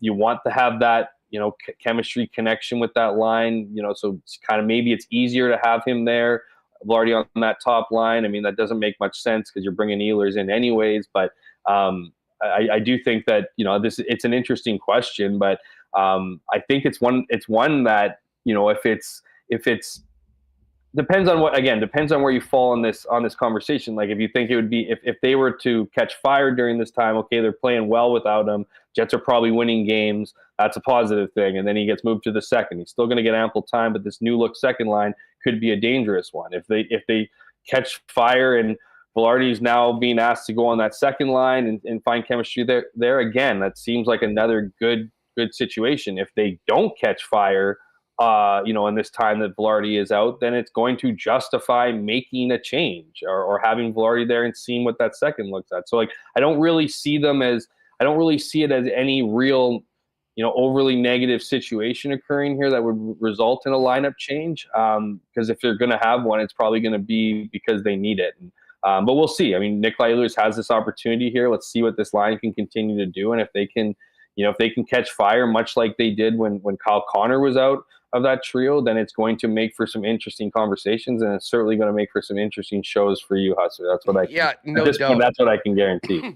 Well, all I'll say is this: good problems to have, and great to have the opportunity to talk about those things. Having legit established star power on the right side, in addition to Connor and Ehlers on the left side, and the fact that they were able to get Monahan in and sort of, have him comfortable and effective at this point, now they're going to try and do that again with another player in Tyler Toffoli, and they're certainly way far ahead as opposed to if they pulled these triggers both on the same deal before the end.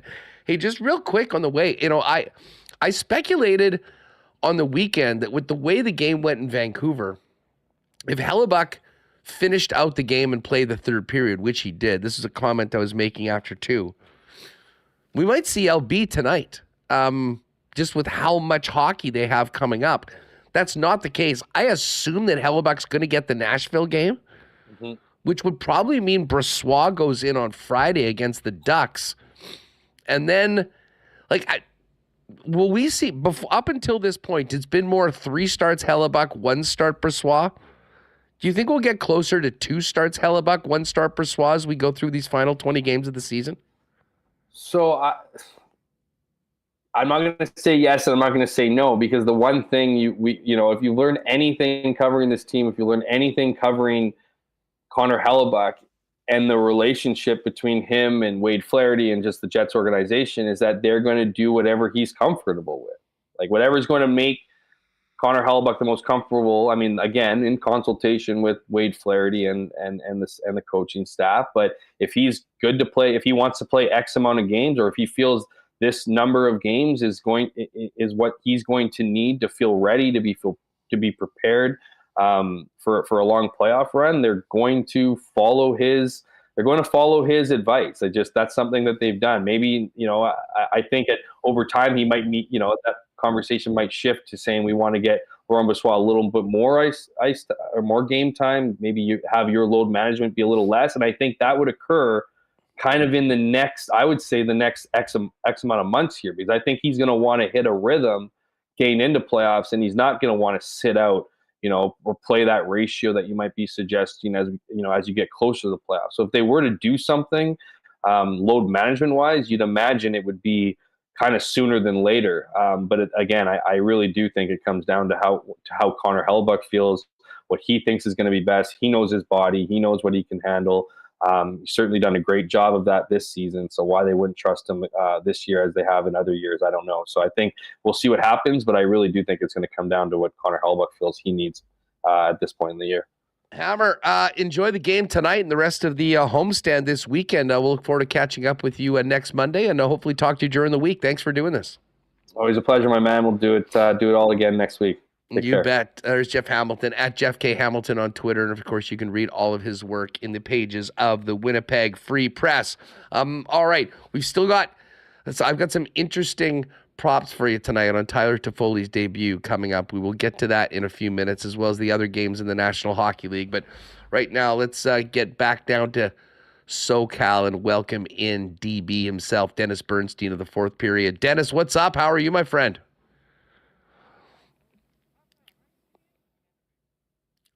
You know what? No doubt about it. The way things are shaping up, I think there is definitely a possibility that could be. I hope you had a nice weekend. I know it was a very busy week for you, Dave, Wardo, and the guys heading into the trade deadline. I've got to ask you right off the bat, Dennis. There's plenty of deals. I'll get your thoughts on what the Jets did in a minute. Sure. But give us your real-time reaction to that late deal of Thomas Hertl going from the Sharks to the Vegas Golden Knights. That one seemed to be the wildest deal that was made, and I'm still wondering what Vegas did to get Mike Greer to agree to the terms of said trade. Yes. Well, there's Big Hustler, and then there's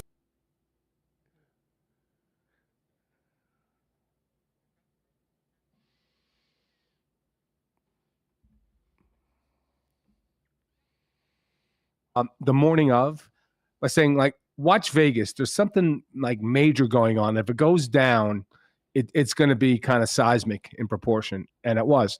To me, I don't know. Also, if you're a Sharks fan, you watch 5,000 people in the building. You see your number one center sold off basically, and retention. Are they selling the team? What's going on up there? Mike Greer's got a really, really tough job in San Jose, and I was surprised that. With the retention involved, and they really didn't get back enough quality. It's a long, long climb. And for Vegas, look, they're just writing the same script they did last year because now they go down the middle. Eichel, Hertl, Carlson, Nick Wall. That's enough to defend their championship. And that's what they did. So was I surprised? No. Any other team, Hustler, I'd be surprised. Not that team. As far as the Sharks go, Dennis? Yeah. I really wonder what listen, they got a first-round pick. They got a guy that was picked late in the first round last year. Yeah, they got the fact that they're giving third-round picks and retaining, is this just a matter of they're trying to get as close to the cap floor as possible and literally ripping this thing down to the studs? Yeah, I think so. I think they're in the they're in the race for for Mac Silverini. That's what it is. It's a chase. It's a chase for Mac is what it is because the team isn't competitive. They had a little bit of a stretch there where they played 500 hockey because they got some saves. But right now it looks like it better be a full rebuild, Hustler. Because if it's not, they're fooling us. That's what a full rebuild . So if you're in Pittsburgh or in Columbus, you want to rebuild your team. Do what Mike Greer is doing because that's apparently what it looks like because that's certainly not. And the thing for Vegas, if you're a Vegas player right now, you got to be overjoyed, Hustler, because guess what? You got Thomas Hertl. You didn't take anybody off your roster. You didn't get a roster player off for this guy. Are you kidding me? Who on some nights is probably a better player than Jack Eichel. It's just a master class by both Kelly McCrimmon and George McPhee. And the thing about it is, also, you always hear Vegas is interested in this player and this player and that player. But when it happens 10 minutes after, you start hearing scuttlebutt about it. They are very stealth with respect to the move. So that organization's on top of it. They're locked down because they don't let information leak out. But yeah, if you're Vegas and you didn't trade a roster player for Thomas Hertl, it's a huge win for that organization. And like I said, just now they're loaded for bear to try to defend their cup championship. Dennis, we've just been talking about the additions the Jets made. Sean Monahan initially, but then Toffoli coming in for a second and a third, Colin Miller for a fourth. What did you think about what Kevin Cheveldayoff did at the deadline for his Winnipeg Jets moving forward? Well, I'm a Toffoli fan. He was here for a long time, won a cup here in 14. He's going to, Hustler, he will score a key goal at some point. Might more than one, maybe. Like, that's the type of player you need on that team. Like a finisher, a pro, a guy who perennially is a 25 to 30 goal scorer. He'll do fine no matter who he plays with, right? And Colin Miller is just another depth add. Because here's the thing, Hustler. Like, I hear all the time, we don't care who we play. Like, we just want to get in. Really? Do the Winnipeg Jets want to have to beat Dallas and Colorado in the first 2 rounds, or would they rather play a wild card team? So don't tell me these teams don't want to go in and finish first. They do. That's why they made all these moves too. And the same thing goes in the Pacific. So I commend Chevy. This is the year to do, and this is the year to do it. Like, if Gabe comes back and is healthy, this team has all the components. Will it be a tough ride? Absolutely. Because I watched Dallas on Saturday night, and that was men against boys against the Kings. That team is ready too. They are a very, very dangerous team. So I applaud Chevy for going for it, because he's going to need to go for it if he wants to get out of this division, which is brutal right now. Well, and the ironic thing about it all, and we've been talking about this, I mean, just think about what better of a situation you're in if you finish first in the division and, you can let Colorado and Dallas beat the hell out of each other for the first round. That was before Vegas fell into a wild card spot. Now, all of a sudden, that might be the reward, I guess, depending on what the LA Kings did. Sure. Speaking of where the Kings are at right now, a very quiet deadline for LA. How did that go over amongst the fan base of Los Angeles? Well, for the fans that paid attention all season, it should have gone over fine. For the fans that didn't pay attention and wonder why they didn't make a trade for like a Toffoli, which would have been certainly helping them on the right side on the power play as well, would have been made more sense. The Ullmark thing, look, I'm not going to disavow what anybody said, but there's conflicting thoughts on each side. And while Ullmark would make sense, like in the offseason, right now, to fit $5 million in cap space in, who are you taking off this roster? And it probably would have been Matt Roy to make that cap money fit. It would have been very, very difficult. So while I don't disagree with the fact that LA would be interested in that goalie, because it's going to be different here in Los Angeles next year. I just question the timing of a potential trade between the Bruins and Kings right now. Plus, I don't think that Ullmark ever wanted to leave leave Boston. That's the other thing. He's got a good thing going up there. With respect to the Kings, look, here's what they're looking at. Like, they got back Adrian Kempe on Saturday night. They're going to get Mikey Anderson back tonight against the Islanders. They will get back Victor Arvidsson probably by the time they go on the road at the end of the month. And they also have Carl Grunstrom, who's a little bit further away. They're looking at it, and I know it's cliche, Hustler, but they're looking at these 3 additions as their deadline additions, because they've been out on the line for a while. Kempe went down with an injury in Pittsburgh. It didn't look good, or in Boston. And so, but he's come back, so that's it. So they're looking at the additions of Anderson, Arvidsson, if he's healthy, because he's only played 3 games this year. So, and it's not the same back injury. They're looking at these 3 additions as their deadline additions, but I wasn't shocked. I didn't think they had any moves. This was the team in October. It's going to be the team in March. It's going to be the team in April. Nothing's really changed in Los Angeles. So for the people that paid attention, they realized that wasn't going to be any big moves for LA at the trade deadline. What's the latest on our old pal PLD? And was there any truth to a little bit of the smoke out there? I didn't hear many legitimate insiders talking about the move, but I mean, was his name brought up at all in any of these conversations? Yeah, you heard one. I think one writer out of Ottawa had something about that. I don't know. I'll be honest with you. Let's be really frank here. If you were a scout and you scouted Dubois for more than 1 game this season, would you recommend they trade for him for $8.5 million for another 7 years? Would you really do that for one of your top goalies if that was the trade? No. Look, he's got to be better, and it's weird. Here's the dynamic. I was talking to a couple of people about this today. Like, when you watch the Kings play against marginal teams, PLD's okay. Where they get in difficulty is like Saturday night. Wyatt Johnston is their 3C. Wyatt Johnston's significantly better than PL Dubois right now. And so where the Kings thought they would have advantages against deeper teams at the 3C, they don't right now. And that's the challenge. I mentioned Vegas. So if it's PLD against William Karlsson or Jack Eichel in the playoffs, who are you going to favor? You're going to favor the Vegas setters. So that's been the challenge. Look, here's the thing.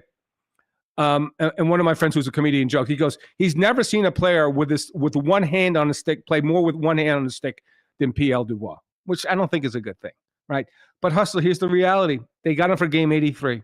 So the clock really starts again for him, game 1 of the playoffs. And we'll see. Has it been good? No, it hasn't been good. He's been invisible a lot. All the things that people in Winnipeg and Columbus said about PLD have come true this season. but does it matter? They're not going to miss the playoffs because of him. And my concern is the Huberdeau effect, right? I could forgive him the first year, right? Getting settled in, whatever, didn't really have great line mates, whatever. You can't do this again next year. Like Huberdeau hasn't produced in the second year in a big-time contract. So they're looking at game 83. But all the people that said, I told you so in Winnipeg, I'll put it this way. They're not wrong. Dennis Bernstein of the Fourth Period joining us from Los Angeles, breaking down the aftermath of the NHL trade deadline.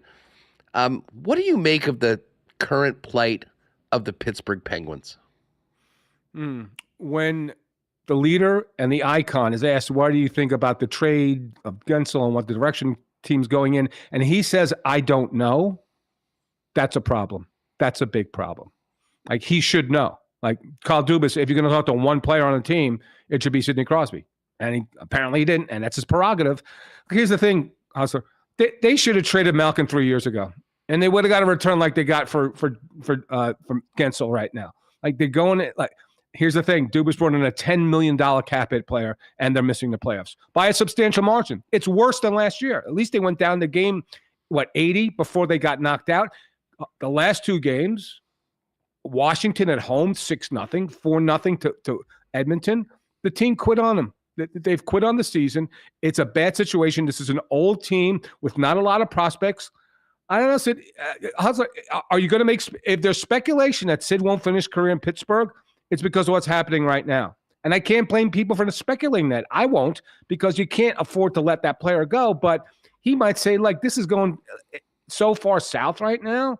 Like, I might look for greener pastures. So I wouldn't be surprised if there was speculation about Sid leaving Pittsburgh, as crazy as that sounds, once we get to the summertime.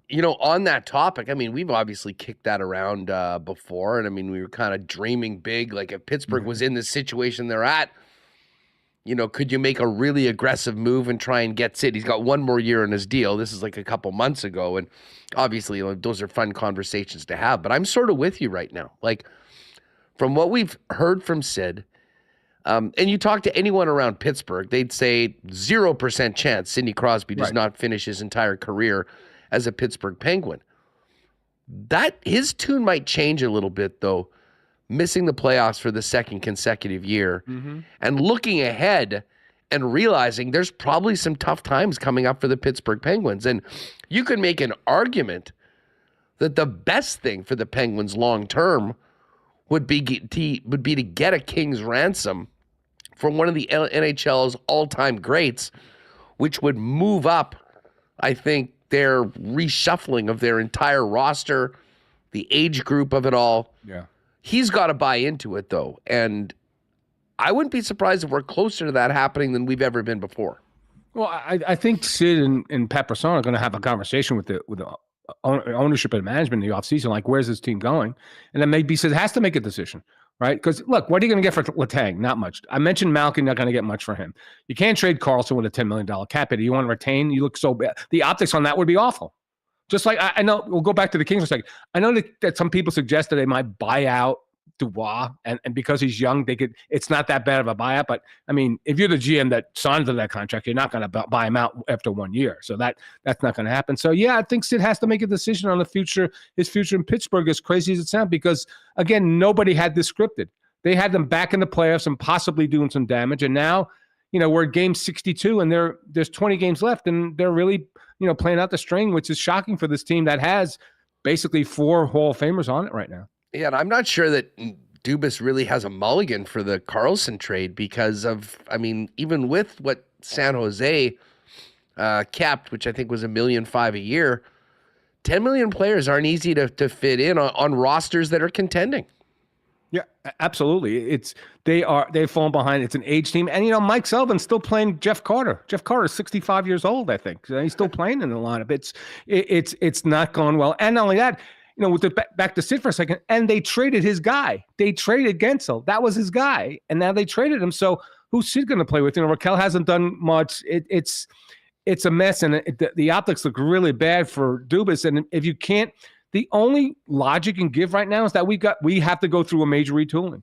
If you're saying we're just going to tinker with this lineup, I'm sorry, you missed the playoffs, and now you don't have a 40-goal scorer. What are you going to do? You have to have a substantial retool and rebuild in this town. I'm not sure they'll put up for it. Maybe the team's up for sale, so maybe it changes, but it's not been a good first season for Kyle Dubas or the organization. DB, you spend a heck of a lot of time following that Pacific Division. Yeah. We've talked about Vegas and the big swings that they've taken, and probably very necessary considering how mediocre, frankly, that they've been over the last half season, albeit with some pretty significant injuries.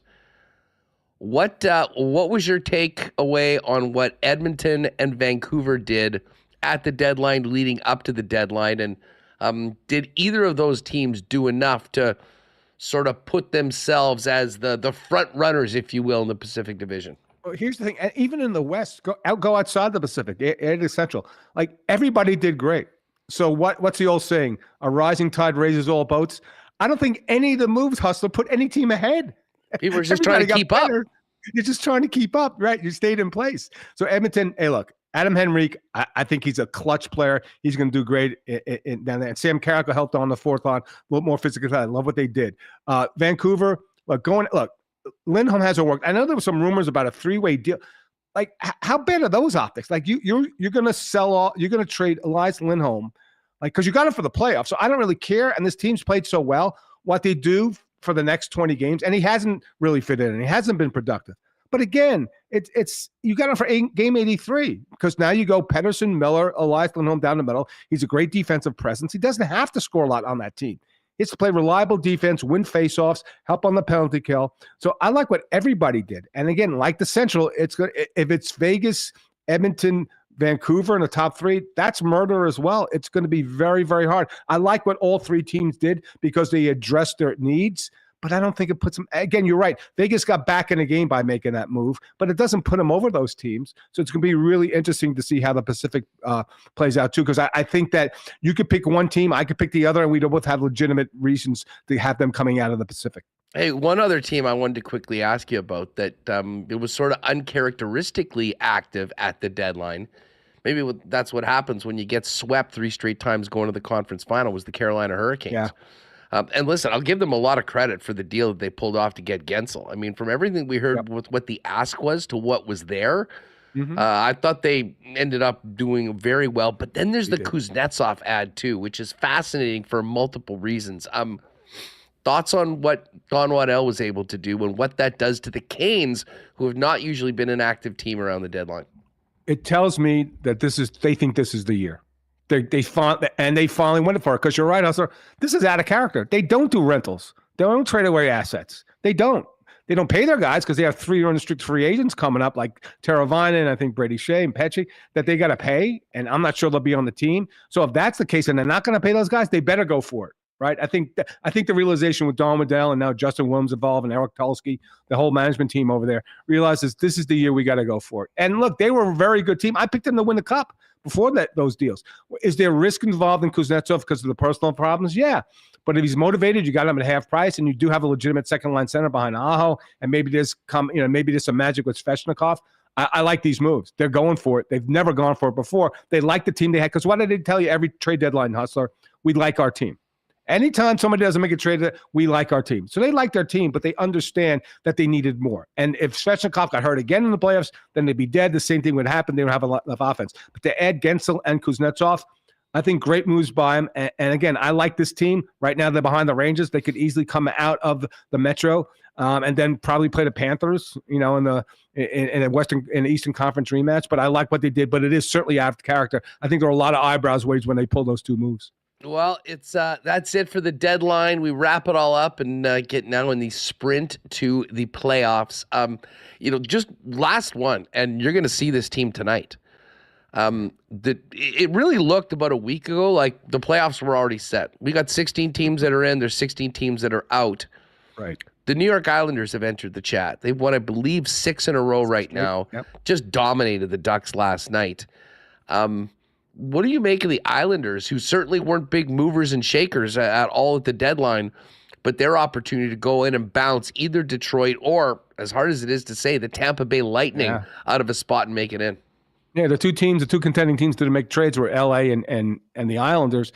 sometimes the coaching change works. The season was in the balance. They certainly have a different personality, different fiery man behind the bench in Patrick Waugh as opposed to Lane Lambert. They're playing a different stuff. But here's the thing, Hustler. Guess what? The best players started playing good. Like Horvath started getting hot. Barzell's been great. Lee's starting to score goals again. Brock Nelson's going to score 30 goals again. Their top players played well. They have goaltending. So it's been in them. They think they've been a little bit more aggressive. And you're right. Hustler, we could have a playoff without Tampa Bay. I know they went and got Dumba and Duclair. That will help that team a little bit. But when you're watching them play defensively and the big cat isn't back yet, Vasilevsky is not to the form he is. You could, but you're right about one thing. Every week we say, this team's dead, this team's out. Like Detroit was a lock to get in until they lost 5 in a row and lost Dylan Larkin for 2 weeks. Now, maybe not so much. So it's going to be interesting. I think you can have scenarios, and this is what's so great about this league, Hustler. With respect to the top subdivisions and the wild card, you could have more than one team playing for either the division title or the playoff lives on the last day of the season, game 82.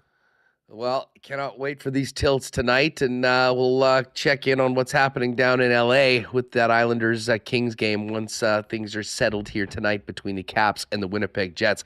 Always great having you on the program, my friend. Be well, and thanks for doing this. Always a pleasure to be on Winnipeg Sports Talk. Hustler, we'll talk to you soon. Good stuff. There's the man himself, Dennis Bernstein. Make sure to check out all their work over at the Fourth Period. We are going to get to tons of NFL news coming up today, as well as the Coolbet lines.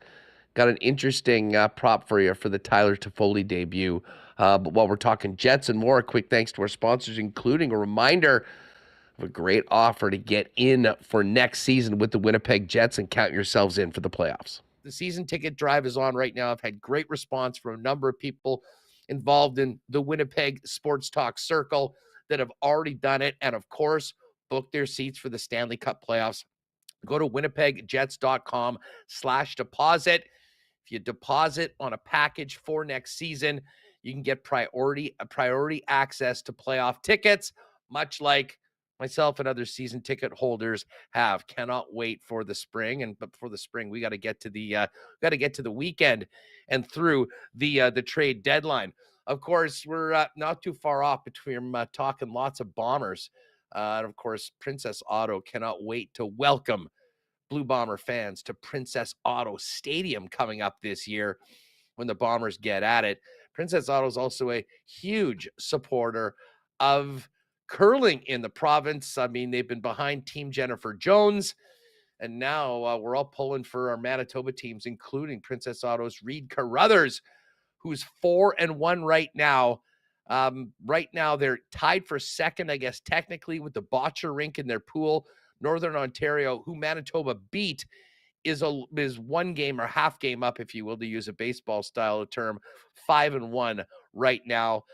Matty Dunstone representing Manitoba, 3-2 right now after his loss last night to Brendan Botcher. Of course, Princess Auto is not only a great sponsor of our teams and our curlers, but Winnipeg Sports Talk, but also the place where you'll find the best deals on the most unique assortment of tools and equipment around. Everything you need to complete the projects on your list or start something new is at Princess Auto. Pop by and see them in-store, Panet Road, Portage Avenue West. And you can always shop online 24/7, 365 at princessauto.com. Thinking about the playoffs, I know there'll be a lot of Winnipeg Jet fans and WST listeners wanting to maybe get some new gear for the whiteout. You know where to do that. Royal Sports, 750 Pembina Highway, Winnipeg's true sports superstore for over 40 years, family owned in the Peg, with thousands of pieces of Winnipeg Jets merchandise, all the jerseys, with your favorite players, name numbers, done however you want them. Not to mention, hats, hoodies, Q-zips. They've got it all. Great Bombers section, NFL, Major League Baseball, and of course, for people that are playing the game, the biggest and best hockey section in town, not to mention snowboards for spring break and all that cool stuff on the Kings skate, snow, and surf side. Pop by and see them, Royal Sports, 750 Pembina Highway, and make sure to follow them on Instagram at Royal Sports Pembina for the latest merchandise drops and sale information. And couple days with no Jets, but then we go Friday, Saturday night, late night, 9:30 starts. Can't think of a better time to get together with the gang at your local Boston Pizza to watch the game with sound on the big screen. and enjoy some weekend ice-cold schooners, world-famous BP wings, and gourmet pizzas. And heck, any day, 7 days a week, if you want to get it hot and fresh to your door, you can order online at bostonpizza.com. All right, let's get to this NFL news, Remo, because it has been a crazy, crazy day south of the border. And I guess the big news right off the bat, the Cousins era in Minnesota is over. Kirk Cousins is leaving the Vikings for the Falcons. A 4-year contract for $180 million, with I believe $100 million guaranteed. No one has ever played the market in NFL history better than Kirk Cousins. And even coming off an Achilles injury, nearing 40 years old, he's still got 4 years and 9 figures guaranteed. Yeah, good for him and good for Atlanta. I mean, we'll see how it plays in the long term. In the short term, they got a quarterback who's been pretty good. I think there's a lot of Kirk Cousins haters out there, Huss, but he's a good quarterback. He distributes the ball. Maybe is he the top tier? No, but I think he's definitely above average. And a lot of people have been waiting for a guy like Kyle Pitts to break out. You saw what he did with T.J. Hawkinson and whoever they had in tight end before him in Minnesota. He usually utilizes the tight end. So I think he's going to be good for that offense. For Minnesota, what are they going to do at quarterback? Again, a lot of people don't like Kirk, aren't the biggest Cousins fans, but like, who are you going to get to replace him? And are they going to be better than him? I'm not sure about that. So I just saw this is happening very quickly. I just saw the GM put out a statement, but we'll see what they do. And you mentioned playing the market. Who is playing quarterback for the Minnesota Vikings in week 1 this year? That is my biggest question. Who's out? And here, you mentioned Cousins like playing the market. He's made $411 million, or he's due to make $411 in his career through 2027. 329 fully guaranteed. That's Warren Sharp putting this out there on Twitter. But note, Cousins only has 1 playoff win in 12 years. So maybe the haters, all right, buddy, hey, he was having a great season. He was on his way to a great season last year before getting hurt. He was. The big winners in this, Kyle Pitts and Drake London, fantasy owners, yes, I would say. Other news today of some key players. Aaron Jones is getting released by the Packers because Josh Jacobs is heading to Green Bay. And how about this one? In the division, Saquon Barkley leaving the Giants and going to Philly to play for the Eagles. Yeah, that's wild. They were doing such a good job running the ball last year with all their running backs. DeAndre Swift signed with the Bears. So, Saquon, he's got game, when he's healthy, he's game breakers. So nice one for there. I'm curious how the Eagles bounce back. They started off hottest team in the league, and then their second half was just dreadful, and they limped out of the playoffs. So we'll see what happens with them, but nice signing for their run game. Yeah, the other bigger on the offensive side of the ball, skill positions. Gabe Davis is on his way to the Jags.